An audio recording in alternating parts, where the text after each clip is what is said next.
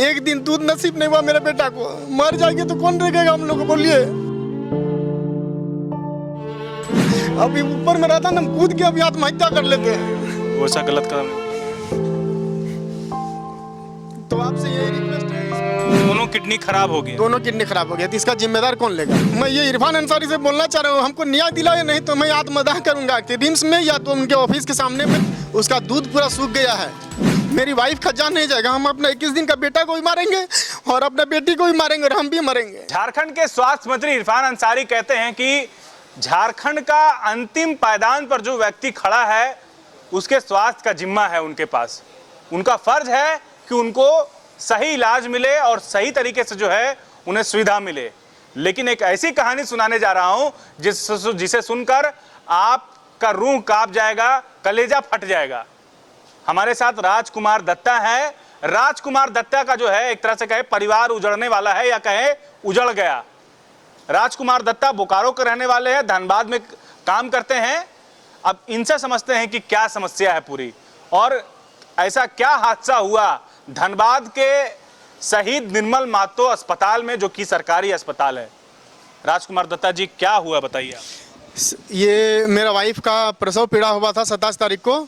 3-4 दिन पहले ही उसका जो पानी डिस्चार्ज होता है वो पानी डिस्चार्ज होना शुरू हुआ था। तो फिर मैंने 3-4 दिन पहले जब गया तो डॉक्टर बोला कि नहीं, अभी आपका बच्चा छोटा है तो आप ले जाइए और पानी अभी आ रहा। तो एक अल्ट्रासाउंड मुझे दिया। तो अल्ट्रासाउंड मैंने वहाँ पर एक धनबाद में है आविष्कार डायग्नोस्टिक, वहाँ पर जब मैंने अल्ट्रासाउंड कराया तो फिर डॉक्टर को रिपोर्ट दिखाया तो बोला कि अभी आपका मतलब गर्भाशय में पानी है, सफिशिएंट है, बच्चा आपका ठीक है।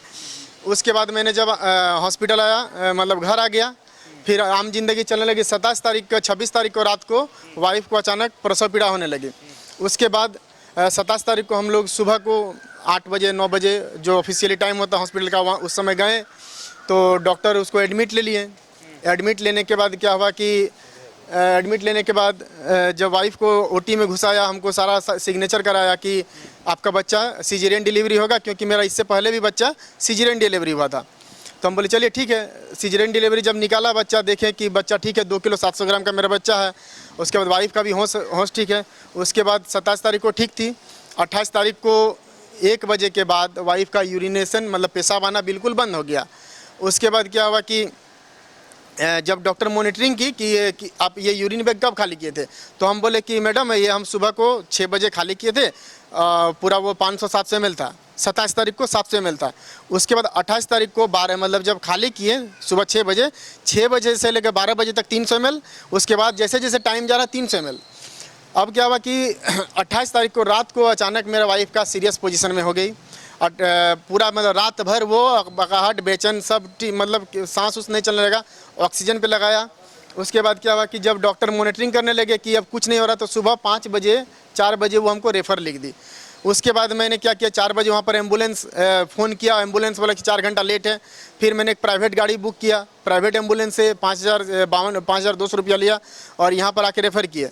यहाँ पर फिर हम ट्रामा सेंटर में गए। ट्रामा सेंटर से हमको गायनी में स्त्री विभाग में डॉक्टर अर्चना मैम के यूनिट में गए। वहाँ पर ट्रीटमेंट होने लगा और ट्रीटमेंट होने के बाद वो बोले कि आपका पेशेंट AKI में चल गई, जिसको बोलते हैं एक्यूट किडनी इंजरी। हाँ, AKI में चल गई। फिर हमको ट्रामा सेंटर में भेजा गया। ट्रामा सेंटर में जब गए तो वहाँ पर ट्रीटमेंट हुआ मेरे वाइफ का। उसके बाद जैसे जैसे मतलब ये होने लगा, ट्रीटमेंट होने लगा, तो अल्ट्रासाउंड दिया। यहाँ रिम्स में जब हम अल्ट्रासाउंड करवाए तो उसमें क्लियरिफाई नहीं हुआ कि वाइफ का क्या हुआ है।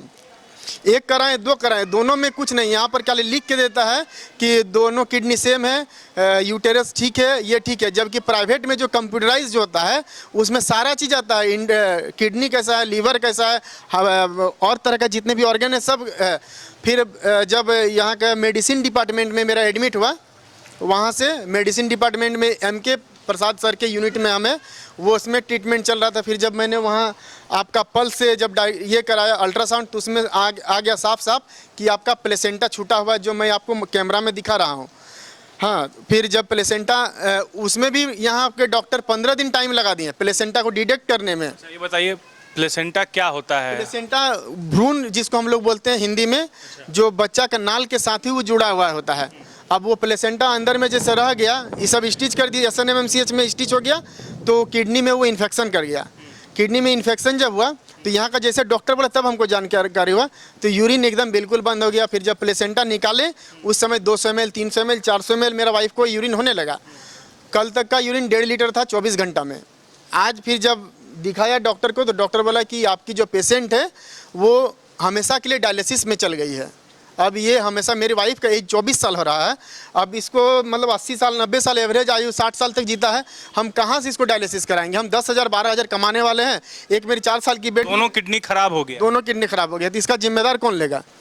जो डॉक्टर वो खराब किया है तो इसका जिम्मेदार कौन लेगा? डॉक्टर का नेग्लिजेंसी के कारण हुआ, ये सिस्टम का नेग्लिजेंसी के कारण हुआ है। आज मेरा पूरा फैमिली खत्म होने वाला है, मेरी वाइफ का जान नहीं जाएगा। हम अपना 21 दिन का बेटा को भी मारेंगे और अपना बेटी को भी मारेंगे और हम भी मरेंगे। एक चिता में 4 आदमी का बॉडी जलेगा। मैं ये इरफान अंसारी से बोलना चाह रहा हूँ, हमको न्याय दिलाए, नहीं तो मैं आत्मदाह करूँगा कि रिम्स में या तो उनके ऑफिस के सामने में 21 दिन का बेटा, 4 साल की बेटी और मैं और अपना वाइफ चारों मिल के आत्मदाह करेंगे यदि हमको न्याय नहीं मिलेगा तो। और साथ साथ मैं अपना माँ पिताजी को भी वहाँ पर मतलब आत्मदाह करें। 6 आदमी का चीता एक दिन जलेगा। मतलब कि धनबाद में जो ये सरकारी अस्पताल है उनके डॉक्टर की लापरवाही से आपके वाइफ का दोनों किडनी खराब हो गया। हाँ, डॉक्टर की लापरवाही के कारण हुआ है। वहाँ पर और भी तो डिलीवरी हुआ है, और भी डिलीवरी, डॉक्टर की लापरवाही। डॉक्टर ऑपरेशन कर दिया, उसके बाद अपना जूनियर को बोला कि तुम सिल दो, जूनियर या नर्स उसमें स्टिच किए, नहीं तो बच्चा जब निकलता है तो बच्चा के साथ प्लेसेंटा को निकाला जाता है। डॉक्टर का नाम क्या है? डॉक्टर का नाम हम दिखा रहे हैं आपको, मेरे पास है, ये है, 1 मिनट।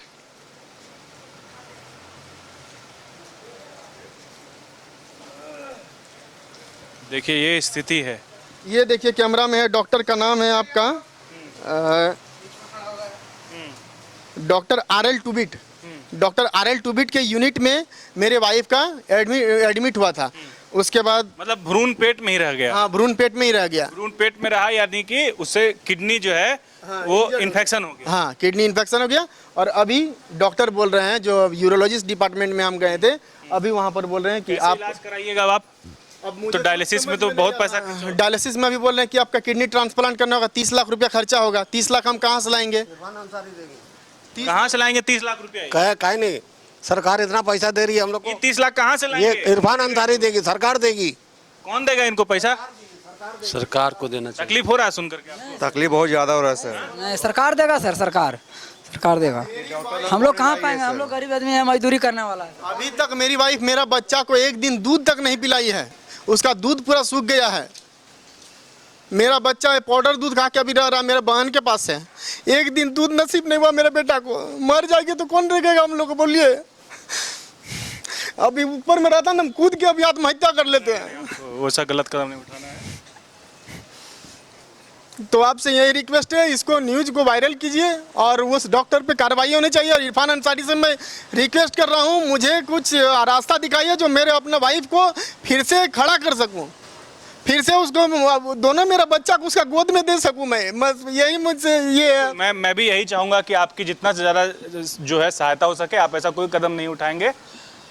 राजकुमार दत्ता है, ये दरअसल वीडियो बनाने का मकसद ये है कि इनको मदद पहुँचाना है, किसी तरह का जो है ये नहीं करना है कि ये कोई गलत कदम उठाए। राजकुमार दत्ता जी, आप हौसला रखिए, हिम्मत रखिए।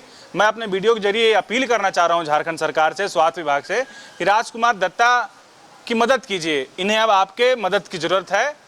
इनका पूरा परिवार जो है इस वक्त परेशानी में है। इनकी वाइफ का दोनों किडनी जो है इन्फेक्शन से ख़राब हो गया है और डॉक्टर ने कह दिया है कि अब सालों साल जो है मतलब आखिरी उम्र तक जो है उनको डायलिसिस कराना पड़ेगा, यानी कि डायलिसिस पर वो जिंदा रहेंगे। ये वीडियो को ज़्यादा से ज़्यादा शेयर कीजिए और झारखंड सरकार तक, स्वास्थ्य मंत्री तक और जो जिम्मेवार हैं उन तक ये वीडियो को पहुंचा दीजिए।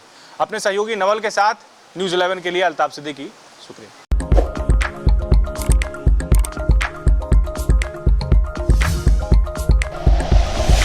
Like and share videos, subscribe करें हमारा चैनल और प्रेस करें बेल आइकॉन। न्यूज़ 11 भारत, सच है तो दिखेगा।